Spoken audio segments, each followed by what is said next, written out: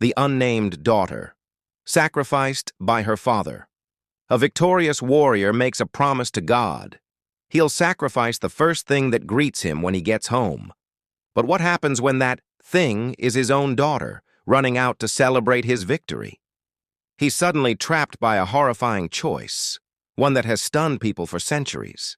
This is the story of the unnamed daughter from the book of Judges, and the terrible price of a vow God never asked for. The broken hero. So, to get why this happened, we have to look at the man at the center of it all, Jephthah. His story, found in the biblical book of Judges, starts with rejection.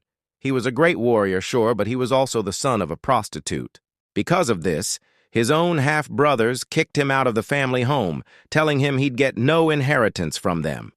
Cast out and dishonored, Jephthah became an outcast, gathering a band of misfits and adventurers around him.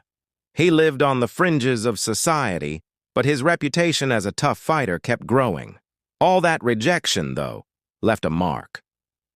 It carved a deep, burning need in him for acceptance, for honor, and for a victory so huge that no one could ever question his worth again. It was this desperate hunger that set the stage for his devastating choice. And then, his chance finally came. The elders of Gilead, the same people who threw him out, found themselves losing a war against their enemies, the Ammonites. Desperate, they showed up and begged the outcast they'd once scorned to be their commander.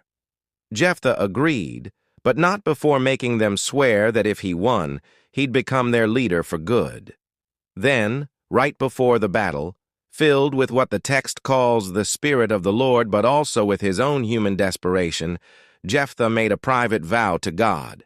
As recorded in Judges chapter 11, he promised, "If you give the Ammonites into my hands, whatever comes out of the door of my house to meet me when I return in triumph will be the Lord's, and I will sacrifice it as a burnt offering."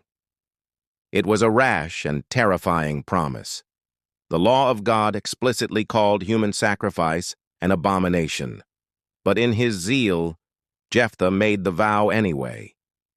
It is a vow that makes you wonder if he was influenced by the pagan cultures surrounding Israel, where such horrific acts were sometimes performed.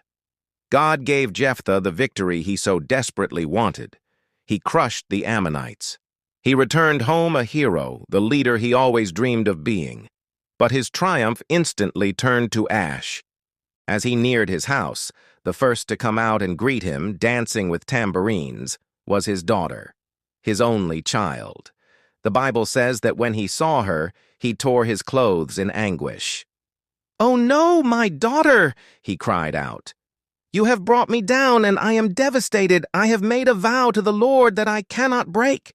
And here's where the story gets even more heartbreaking. In a moment of shocking courage, his daughter didn't plead for her life. Instead, she told him to do what he had promised. Her only request was for 2 months to go to the mountains with her friends and mourn the fact that she would die a virgin, that she'd never get to marry or have children. Jephthah agreed. At the end of the 2 months, she returned, and the Bible states, in these cold, simple words, that he did to her as he had vowed. So, this brings us to the big question that has divided scholars for centuries. Did Jephthah actually kill his daughter? There are 2 main ways to look at this. The first is the literal, and frankly, most horrifying interpretation. Yes, he did. The vow was for a burnt offering, his grief was extreme, and the text says he fulfilled the vow. According to this view, the story is a horrifying example of how far Israel had strayed from God's law and a stark warning about making foolish promises. However, another interpretation suggests he did not kill her. Proponents of this view argue that the original Hebrew could be translated as, "The thing shall be the Lord's," or "I will offer it up," giving him a choice. They believe Jephthah fulfilled his vow by dedicating his daughter to a life of perpetual virginity and service in the tabernacle, much like the prophet Samuel. This would explain why she specifically mourned her virginity, not her impending death. For Jephthah, this would still be a huge sacrifice, as his family line would end with her. The text is deliberately ambiguous. It never explicitly says she was killed. What would you have done in Jephthah's daughter's place? Her story reminds us of the depth of faith and the cost of promises made to God.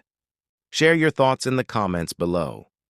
Let us talk about her courage, her sacrifice, and what her story teaches us today.